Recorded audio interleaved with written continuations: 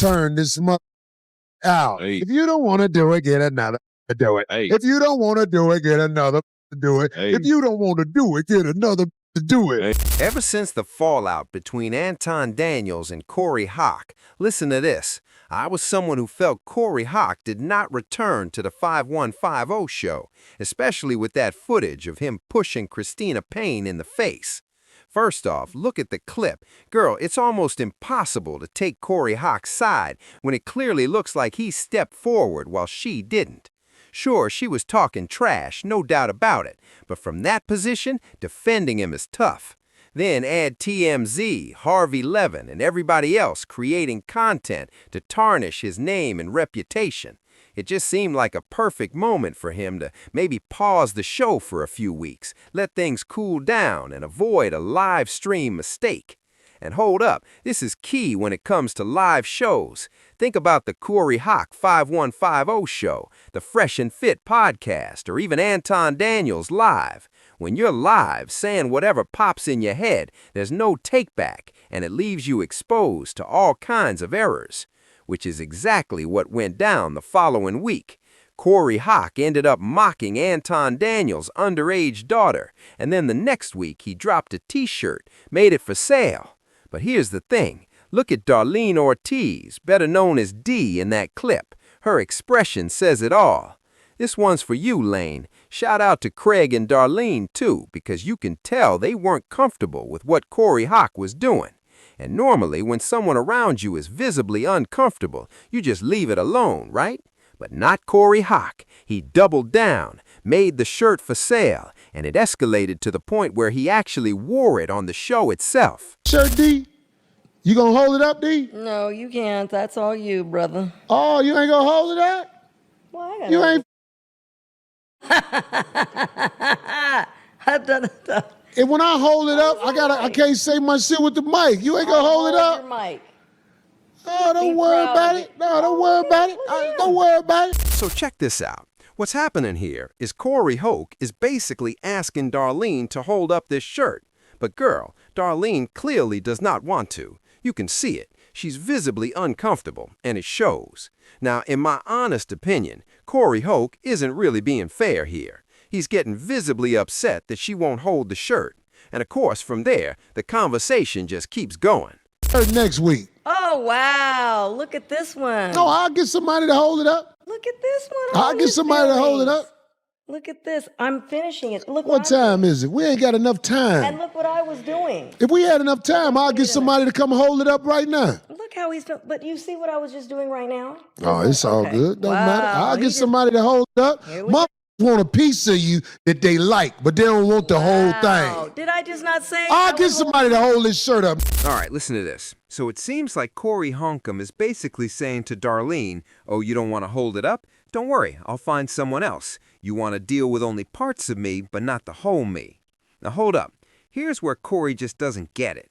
With his mindset, and I'm not trying to be disrespectful because I know he's going through a lot, there are some things a person just can't rock with. That doesn't mean you're not supportive. And girl, in my opinion, Darlene Ortiz has been loyal to Corey, but lately you can see she's not as comfortable on the show as she used to be. The show has become very mic-heavy, and over the last couple of years, it's basically been the same talking points. Corey trashing modern relationships, rolling somebody here and there for laughs, but mostly just talking about whatever he wants. It's not really a free-flowing conversation people want to hear. Now, Darlene simply doesn't want to get involved with holding up that shirt.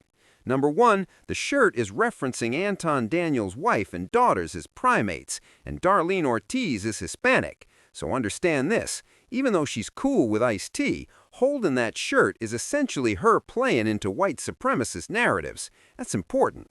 If Darlene holds it up, she's a Latina woman in the black community, essentially making fun of black women on behalf of a black man. And Darlene, who loves the black community, doesn't want to disrespect black women or black people.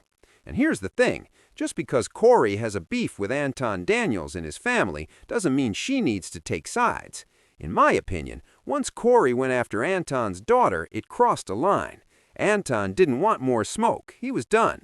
He realized going against Corey Holcomb wasn't smart, so he backed off. But Corey, he kept pushing. And as you know, after the show, there's usually a little rap segment. Darlene doesn't really participate, but Corey Holcomb did something there that honestly I found questionable at best. Turn this out. Hey. If you don't want to do it, get another to do it. Hey. If you don't want to do it, get another to do it. Hey. If you don't want to do it, get another to do it. Hey. 51, 50 in the house. All right, listen to this. Corey starts by saying, if you don't want to do it, get another B to do it. If you don't want to do it, get another B to do it. Hold up. This is basically the same line he used earlier on the show. If Darlene doesn't want to do it, find someone else. Now think about this. By saying another B, is he actually calling her a B in the first place? That's the implication, right? Somebody could say, he's just clout chasing all of this. But hold up, let's see what the fans are saying. One person said, I stopped watching 5150 back in 2023 because Corey keeps repeating the same subjects. I only tuned in for the anti-dance situation. He talks about the same stuff over and over. Another fan said, what's going on with Corey? Sometimes it pays to shut up. I guess he wants more enemies. Corey does not move like a brother from the streets. He's too old for this behavior.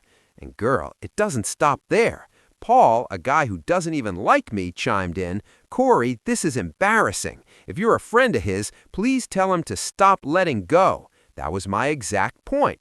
Then Darlene's frustration comes through. She's fed up. She's basically saying, why do I have to hold this up? She made it crystal clear how she feels. She tries to explain, but really all she needed to say was, give me a few seconds, I'm putting it up now.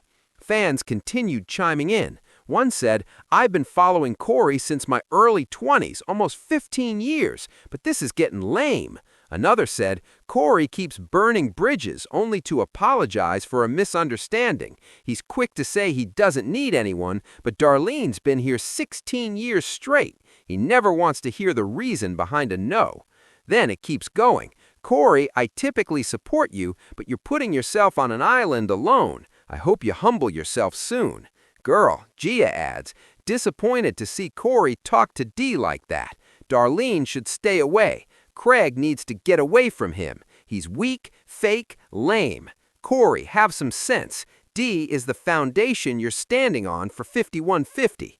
Loyalty and trust are the real prizes, not just anything else.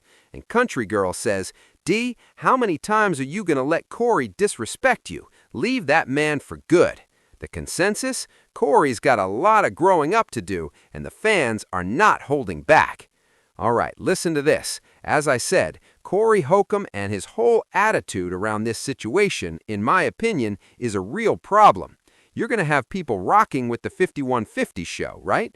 But even if you're not criticizing him, and even if you're not doing exactly what he wants, he still takes issue with it.